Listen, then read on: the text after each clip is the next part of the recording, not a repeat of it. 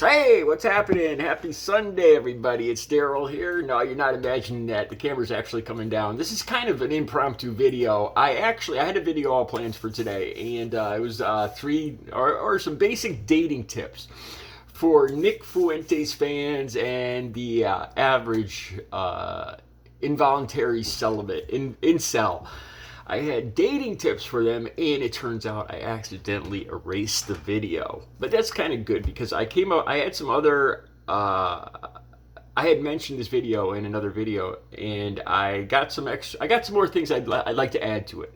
So it's not a bad thing. So I had to come up with a video for this morning. Okay, this video has to do with. I came across a video. I went to Right Wing Watch, and it's a video of Nick Fuentes. It's going to be the first one right down below. Nick Fuentes once again.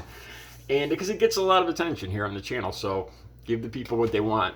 All right, so this is a video of Nick Fuentes talking about, I got to be careful how I say this, a specific color supremacy. You guys know what I'm saying. And in a narcissistic, arrogant kind of way, he's saying that, because there was a professor from an African American, a black professor from the University of Carnegie Mellon, Anju Anaya. I'm not sure if I'm pronouncing that right. Dr. Anju Anaya. The link will be down below. And she's from Nigeria, and she posted a very angry response to the Queen Elizabeth passing away. Said something along the lines of, "May her death be excruciating." And that kind of struck me too. On the other hand, Nick Fuentes on this side saying that he understands how non-Caucasians are kind of jealous, or it's okay that he could understand. I think he's basically saying that he can understand that, because the Caucasian race has done such amazing things, and because of their supremacy, that there's going to be some jealousy out there, and he understands that, and that's okay. That's their thing, to be angry and jealous of his wonderful intelligence and supremacy. That's Nick Fuentes. The link, like I said, link right down below. So when I first saw the video, I wasn't even aware of this debate. I was not aware that there were so many people that were so hateful and angry about the Queen, and then I started thinking about that, and it makes sense. I'm not no professor of history, and I'm not going to pretend I am, but I started thinking about the colonization, like of India, Africa, England, spreading their empire, and what it took to do that, to enslave other people. So there's a lot of seething anger out there. And I gotta say, I don't agree with that either. To put it simply, I think when you have like, I started thinking about Donald Trump. He's probably one of the people I despise most on this earth.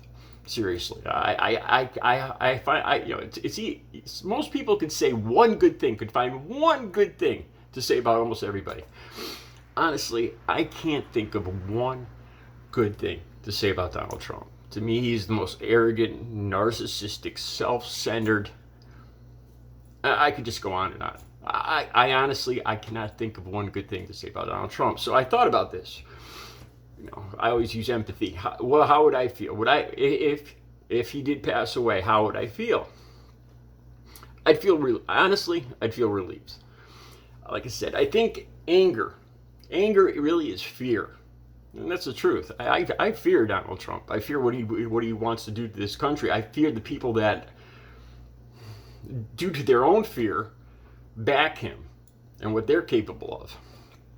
And once the cause of that fear leaves this world, leaves this realm, once that person passes away, it's kind of pointless to me to continue hating on that person. To once somebody passes away, to say that they wish somebody an agonizing death, I just, what comes to mind? The saying that hatred or anger is like acid.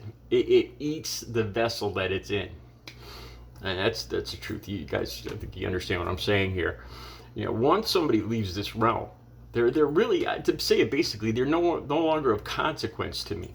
I mean, I thought about it.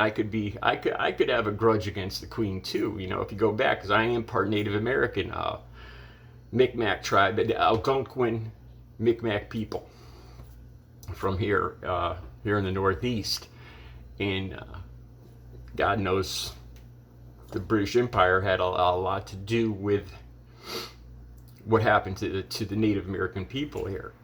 But to wish the Queen an agonizing death because of this, then that's not quite accurate, though, because in this Dr. Anju Anaya is talking about more recent times with Nigeria, something she actually lived through. So I could understand her anger, but I think my point here is it's to me it's pointless, and it just doesn't seem.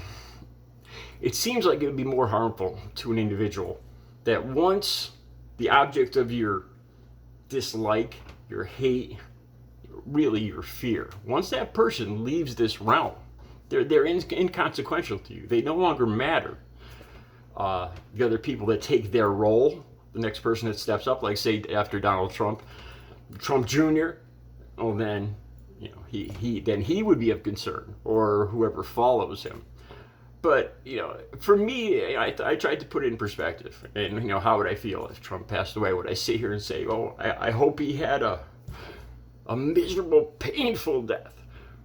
No matter how much I despise him, I wouldn't say that. I wouldn't say that because I don't think it's fair to him. I wouldn't say that because I don't think it's fair to me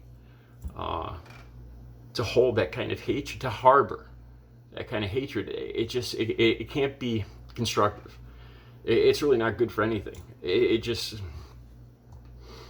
a useless emotion, I think, that could hurt me more than anything else. Like I said, I'll put the link to Dr. Anju Anaya from Carnegie Mellon, and I'll try to find her whole statement and put it down below.